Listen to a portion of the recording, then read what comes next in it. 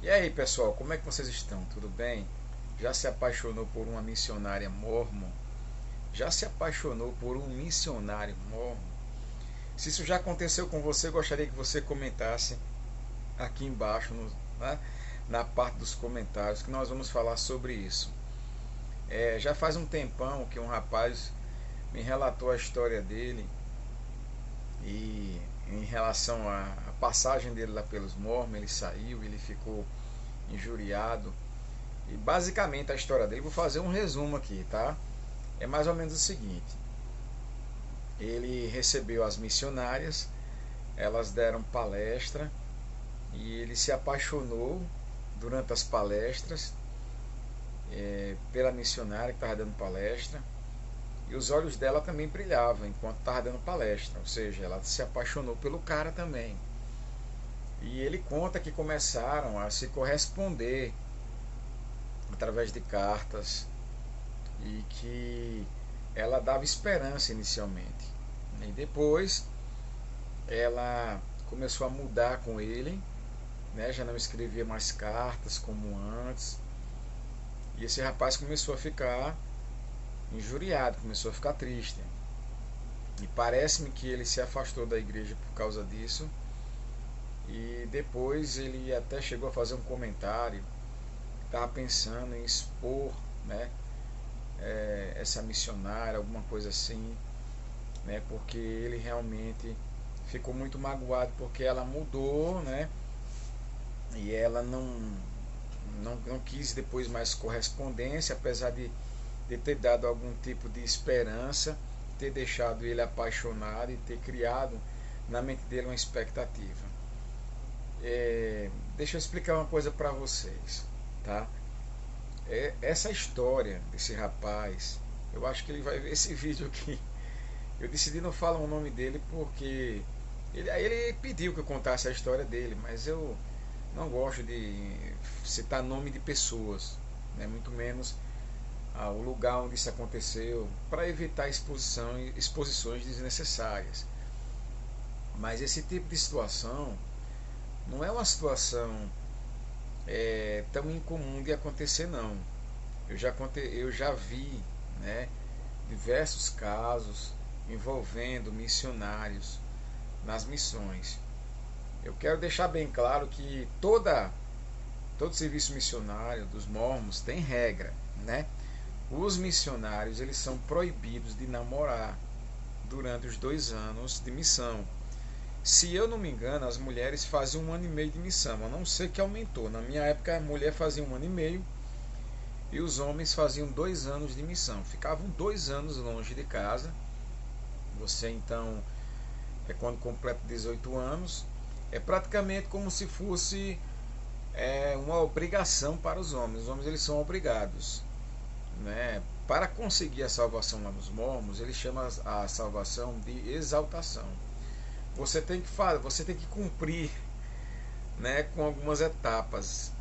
Na minha época até tinha um desenho que era um degrau assim, né? Era o degrau da salvação, para você poder chegar na exaltação que é a salvação dos mormons. Você tem que subir todos aqueles degraus. Se você não subir, você não vai conseguir chegar na exaltação. E aí eles têm 3 tipos de reino, né? O reino celestial, reino telestial e reino terrestrial. Mas esses 2 reinos, quando você vai estudar o que não é o reino celestial, meu amigo, não é um lugar legal não, tá? Eu acho que ninguém quer ir para lá não. Eu acho que não é nada que pode se comparar ao céu, tá? Pelo menos não doutrinariamente falando. Mas para os homens, eles têm que cumprir a missão. Tá lá: ser batizado, receber o sacerdócio arônico, receber o sacerdócio de Melquisedeque. Aí você vai subir na escada, né? Cumprir uma missão de tempo integral durante 2 anos. Depois casar, tem que casar, né? Depois ser selado no templo. E aí vai, né? Assim, tem a escada da exaltação. Então a salvação nos mormons é muito difícil. Era uma coisa que me deixava bastante angustiado. Eu ficava, meu Deus, quanta coisa falta. E se eu morrer antes de conseguir completar todas essas coisas? Mas era uma coisa que me deixava muito angustiado. Não tem certeza da salvação lá, né? Isso não é ensinado, isso não é encorajado. A doutrina da graça, ela também não é ensinada, não é encorajada no meio da Igreja de Jesus Cristo dos Santos dos Últimos Dias, certo? Então, não é incomum, apesar que os missionários eles são proibidos de namorar, mas não é incomum que as pessoas, que os missionários se apaixonem e que mesmo se envolvam, não é, com pessoas. Eu já vi casos assim que eu prefiro não falar, tá, nesse vídeo, prefiro não comentar, mas eu já vi casos de missionários que tiveram envolvimentos muito sérios, né, com pessoas que estavam ensinando palestra. Isso geralmente acontece quando os dois missionários não são muito fluxo e cheire. E tem um problema muito grande, e o problema muito grande é o seguinte, é que como a salvação dos mormons é condicionada a também cumprir a missão, muitos pais sabem que seus filhos são tortos, são malandros, muitos deles nem são convertidos de verdade, mas os pais empurram para a missão, porque eles têm uma concepção de que, eu via muito isso, né? Muitas autoridades, quando iam fazer discurso, diziam: olha só, a missão é o lugar onde o menino aprenda a ser homem de verdade. Então mande seu filho não quer nada, seu filho é malandrão, tá? Mande para a missão, que aqui a gente vai consertar ele. Então a missão é como se fosse uma oficina mecânica espiritual para muitos membros da igreja. E isso funciona? Na verdade, não, né? Por exemplo, eu conheço um rapaz, né? Tem uma filha minha que se envolveu com um rapaz aí, e esse rapaz é ex-mormon. E quando ele voltou, ele se afastou da igreja. Ele simplesmente disse o seguinte: bom, já cumpri com minha obrigação com a igreja, não estou devendo mais nada. E se afastou da igreja. É um negócio assim muito louco, né, cara? E a gente fica pensando, que tipo de cara que estava visitando as pessoas, né, ensinando alguma coisa para as pessoas. Ele estava ensinando algo que ele não tem, vida. E realmente eu conversava com esse rapaz muitas vezes, eu via que era um cara espiritualmente morto, não tinha vida nele. Ele mal sabia quem era Jesus de fato.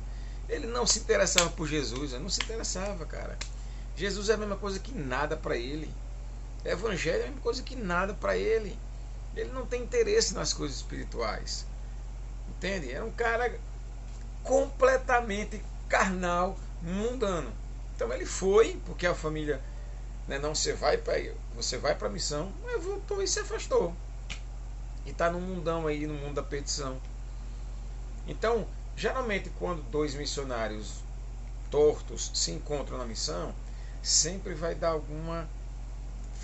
problema. Vai dar problema para a missão, vai dar problema para o presidente da missão, vai dar problema para a família também.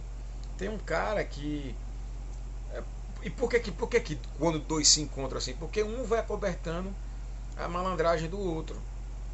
Eu já vi muitos casos assim. Se você já ouviu algum caso assim, comenta aí abaixo, né?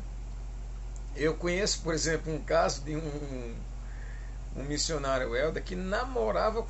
Aí eles marcavam umas saídas, né, com umas irmãzinhas da igreja, e iam, sabe, para umas áreas desertas assim.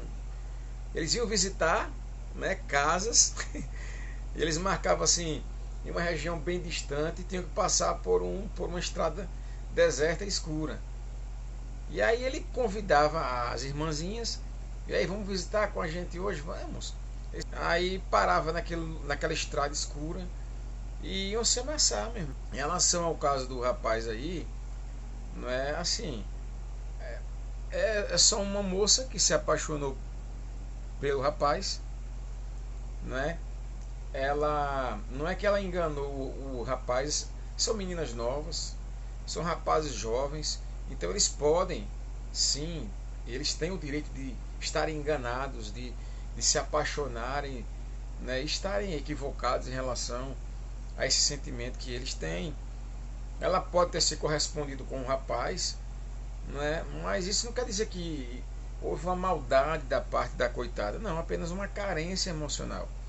E muitas vezes, né, tem aquela história também, o cara é muito perdidão, gosta de se agarrar com tudo que é tipo de mulher. Isso cria um vício na mente da pessoa. O cara que é pegador, imagina, vai para a igreja, vai para a missão, gravata, né, aquela plaquetazinha. Tem muita mulher que acha charmoso, né, e é muito difícil para os elders aguentarem, né, conseguirem resistir à tentação. Eles andam de dois em dois justamente para que um não deixe o outro cair. Um vai fiscalizando o outro. Mas aí é onde está o problema, né? Quando os dois são malandros, aí é complicado. Aí realmente o bicho pega. E eu já conheci também, né, um missionário americano, né, que se envolveu com uma menina na missão. Eu conheci esse aí, né? E ele foi quando vou e depois ele voltou para vir buscar ela e ele buscou ela. Ele casou com ela, ele levou ela.